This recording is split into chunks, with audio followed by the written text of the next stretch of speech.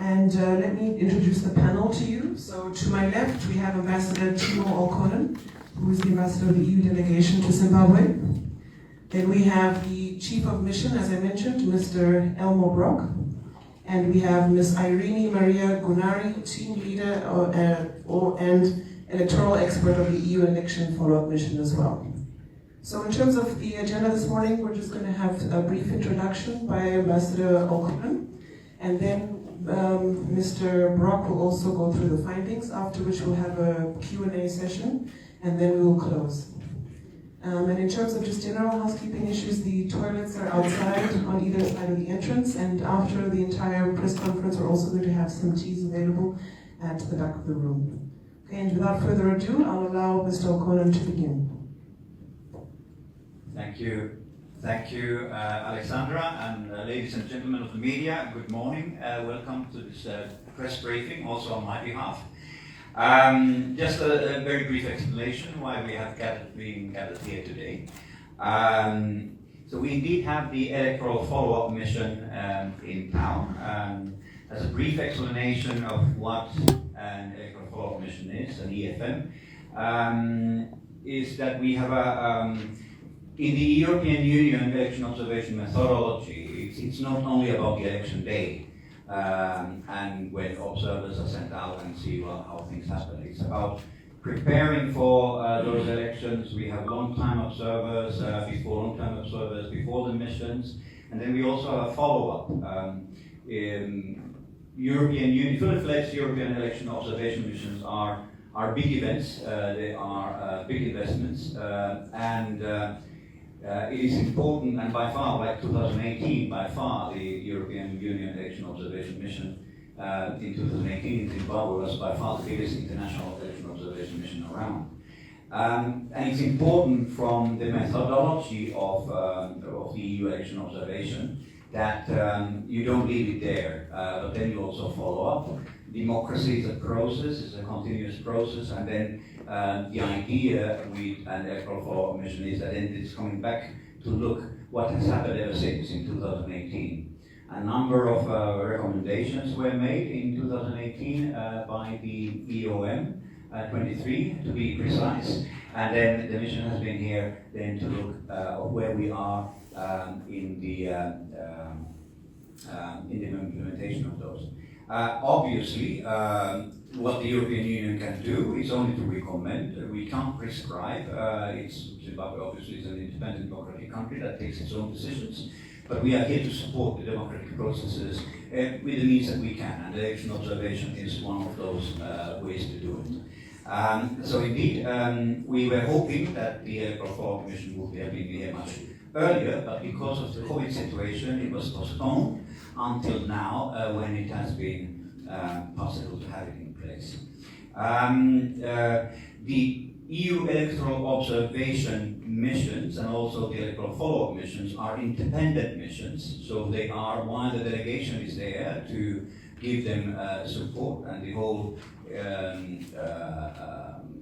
External Action Service of the European Union is to render support for the electoral observation. It's important also from a methodological perspective that they do their assessment independently from whatever engagements we might have otherwise in our respective countries. So just to make also that point, and on that line, I would also then, from my behalf, also request that when you're addressing the discussion and pose questions, that please let's discuss about the mission and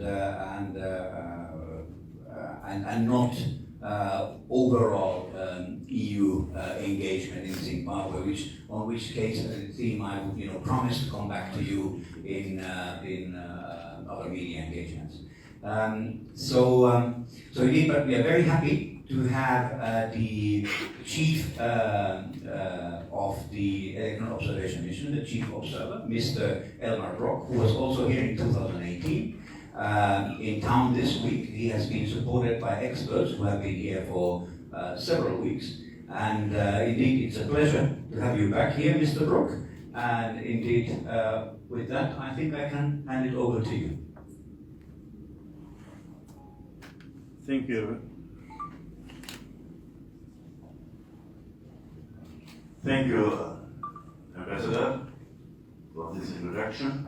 Thank you very much for coming. It's nice to be back in this country after 4 years, this wonderful country, and see the development in this country. So, and we met a lot of friends on every level here, and we had always open and mostly friendly discussions and conversations in the last days. And that was, in my opinion, quite productive in the run-up of the next election in this country. It's our normal role that after some time, after the elections, we come back to the country to listen to the stakeholders, authorities, in which way, in their opinion or recommendation, was considered to be useful. Unfortunately, the Parliament was not able to find a time for us to meet. We have met with civil society, journalists, with the Media Commission, with the Central Electoral Commission. We met with churches, civil society, I think that before, and we saw also what is, in our opinion, most important in this procedure, the Minister of Justice, but also the Foreign Minister, if I have not forgotten something. Yeah, and then the political parties, both from opposition and from government. That was even at the beginning of the first day. Look, we have made, after 2018, 23 recommendations. We sent to the institutions and stakeholders in these countries, which includes 10 priority ones, aiming at aligning the Electoral Act with the 2013 Constitution, strengthening the independence of the SEC, and increasing its information sharing throughout the electoral process, improving voter registration as well as the transparency, verifiability, and integrity of the results management process, introducing legal measures to mitigate abuse of state measures, developing regulations on political party financing, reforming the state-owned media to fully guarantee the independence and impartiality, and holding regular meetings of the multi-party liaison committees throughout the electoral process. We strongly encourage all political parties and stakeholders in consultation with civil society to engage in good faith deliberations to amend the electoral legislation valid in advance of the 2023 elections to avoid uncertainty and allow sufficient time for implementation and voter education. The government and the parliament carry here special responsibilities. The goal must be free, transparent, credible, and impartial elections. I think because of a lot of reasons, we have a feeling that here we are late in the time frame. But we heard yesterday from the Minister of Justice that the proposals, the recommendations, but also especially the proposals by the SEC, is in the end of considering in the ministerial consultations to come up to a bill proposal which will be done this summer before the summer break, winter break, and now in European terms, but until July, and that the parliamentary consultations and decision-making procedure will be finished until the beginning of December. This makes it a short time for implementation. We have to see, and we have to see that here is a special responsibility to have that proper process, and because we do not know what is in detail in this, will be in this bill. I cannot make also statements of that, what will be that bill, but I can only make general remarks on that question. The date progress on the implementation of the EU-UN recommendation has been limited, with the majority of the priority ones not yet adequately addressed. So far we can see it. The EFM welcomes that stakeholder consultation on some legal reforms have been taken or are ongoing, but notes with concern that the adoption of important reforms such as amendments to the Electoral Act remain outstanding. timing I told you. Furthermore, the mission appreciates the initiatives made by the SEC to increase its engagement through efforts are needed to fully respond to its role as an independent and transparent election management body. This includes that there is more transparency on every step of the electoral process on local, regional and national level.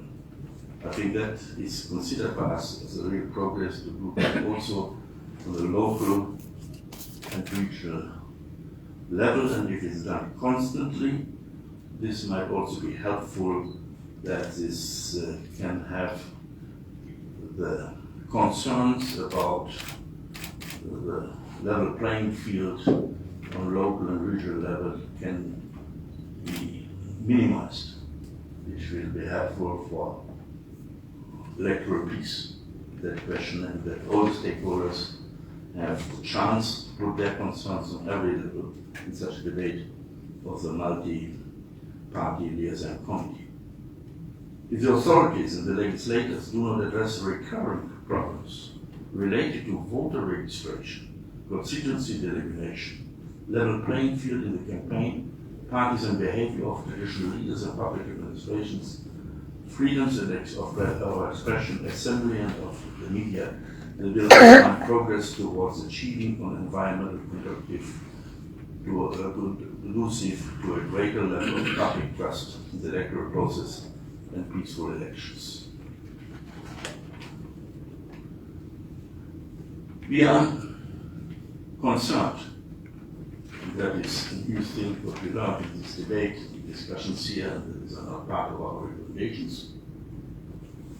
We considered that if the Private Voluntary Organizations Amendment Bill is adopted, it will severely impact the freedom of association and restrict legitimate activities of civil society organizations, as we learned in debates with some of the stakeholders here. Therefore, we hope that the authorities of the legislature can reconsider keeping in mind Zimbabwe's international commitment. We had also concerns from part of the opposition and civil society that amendments to the criminal law might be introduced in the bill which would endanger the freedom of expression. The EU will publish a final report with conclusions in the beginning of June. And I would just ask that if you're posing a question, that you keep posing a question. Thank you.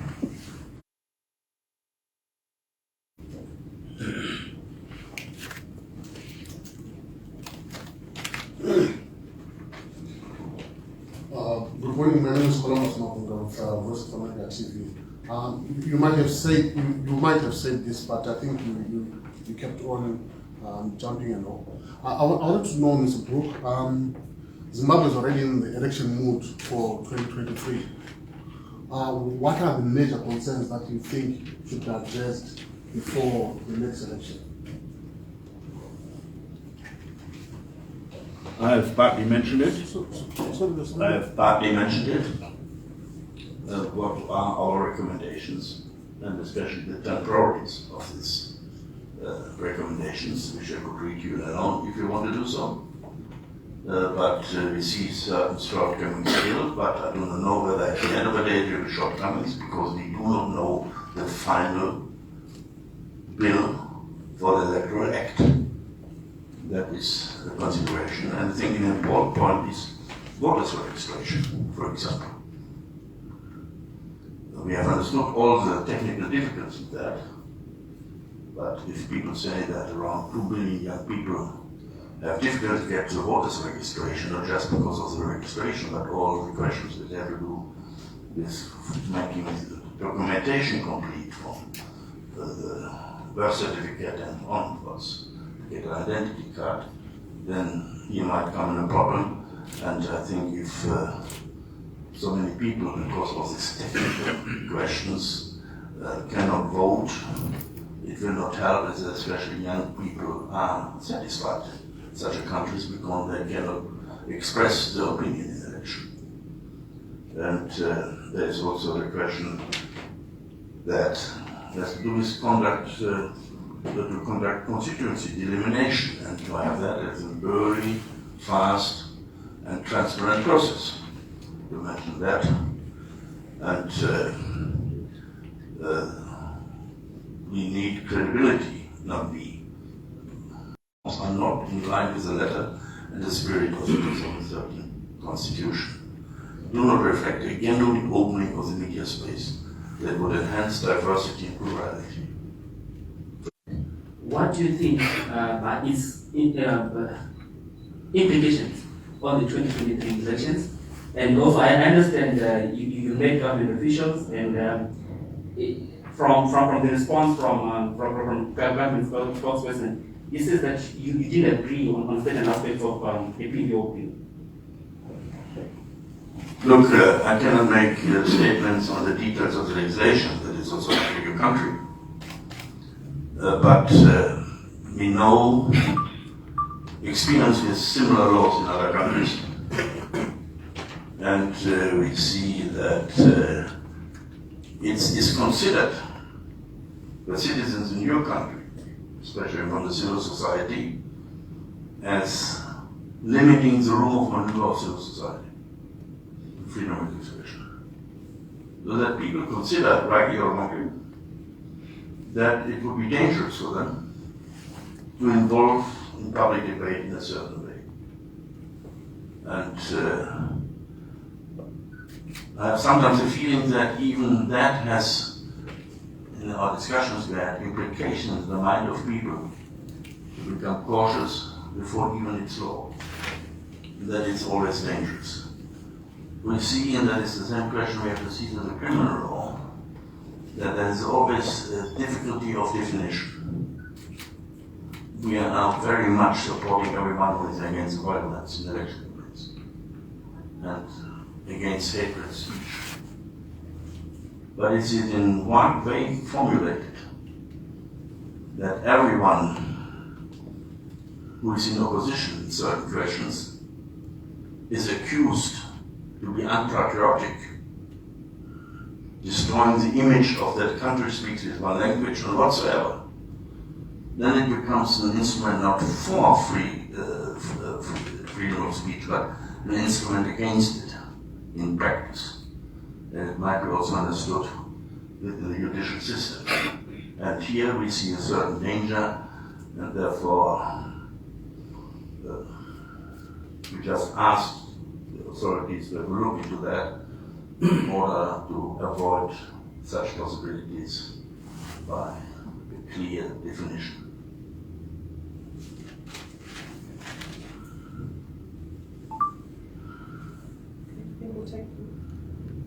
We'll take the next question now.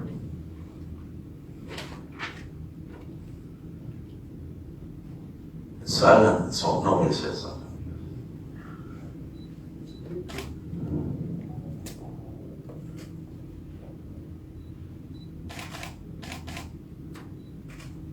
Any other questions? Maybe just one more? Yeah, sure, thank you. Okay, in your statement, you also mentioned that you welcome that stakeholder consultations on some legal reforms have taken place. Are you at liberty maybe to share with us which ones in particular? I have not seen, I did not get it. Okay, in your statement you say that you welcome the stakeholder consultations on some legal reforms that have taken place. Maybe I want to understand which ones in particular are you sort of welcoming, are you sort of pleased with? What is it?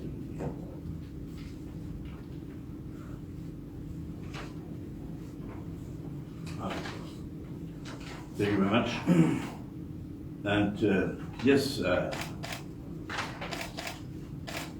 there were also in some legislation some progress in these questions, but I said some is limited because this is also part of the legislation which has still to be done, which I mentioned where we see the bill just in July, which is relatively late in that question, and therefore I think the point is that the election of follow-up mission was informed that consultation in regard to the amendment of the Electoral Act are ongoing, and the bill is scheduled to be submitted to the Parliament in the summer. The mission welcomes this development and invites all political parties to engage in deliberation of the Parliament in good faith, aiming at achieving a consensus at the bill so that it will be presented to the President for assent and signature before the end of the year.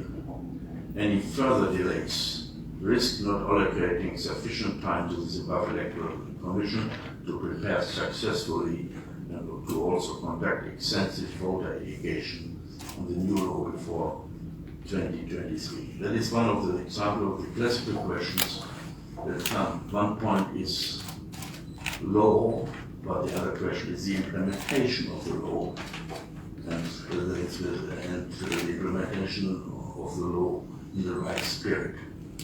And to do that, to get that must be transparent and relatively fast before the elections.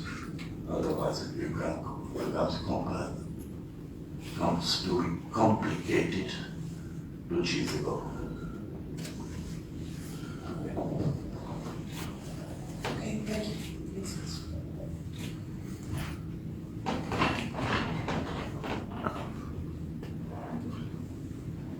I'm sorry about that.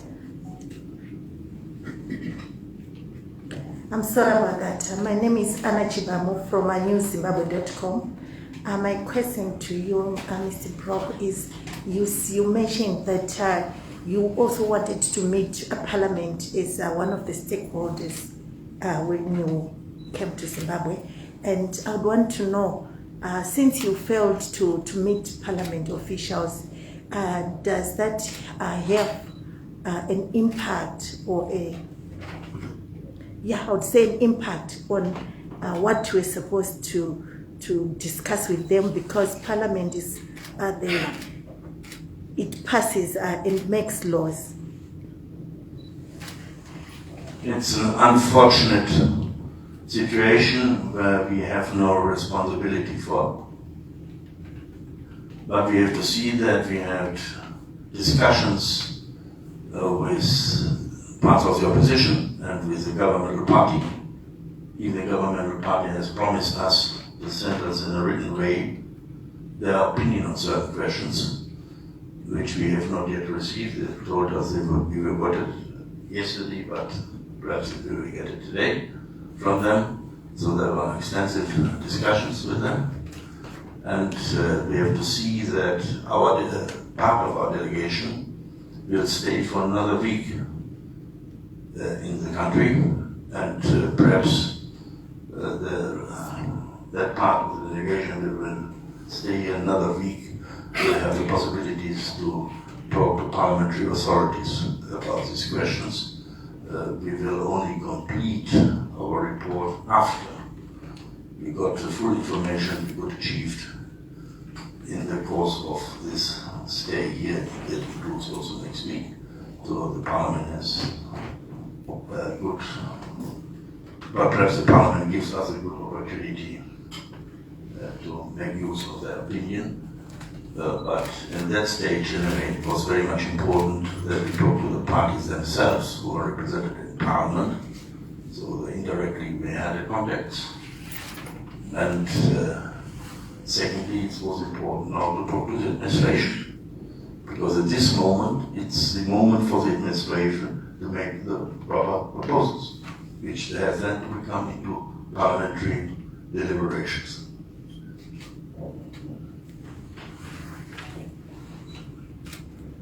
Thank you. Thank you. Do we have any more questions?